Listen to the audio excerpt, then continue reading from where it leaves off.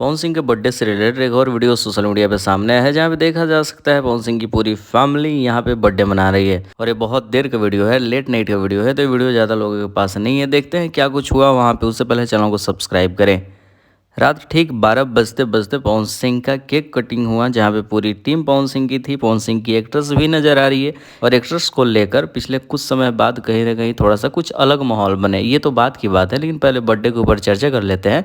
जब पवन सिंह रात 12 बजे ठीक केक काट रहे थे, उस वक्त पवन सिंह फ्लो में बोलते हुए अपने शब्दों को विराम देते हुए उन्होंने कुछ नहीं किया। लेकिन पवन सिंह के छोटे भाई ऋतिक सिंह और विशाल सिंह ने किसी को टारगेट किया है। बहुत सारे लोग कहना है खेसारी लाल यादव, और हमें भी लगता है खेसारी लाल यादव टारगेट तो हुए हैं, क्योंकि बर्थडे के दिन खेसारी लाल यादव भी गाना रिलीज कर रहे हैं।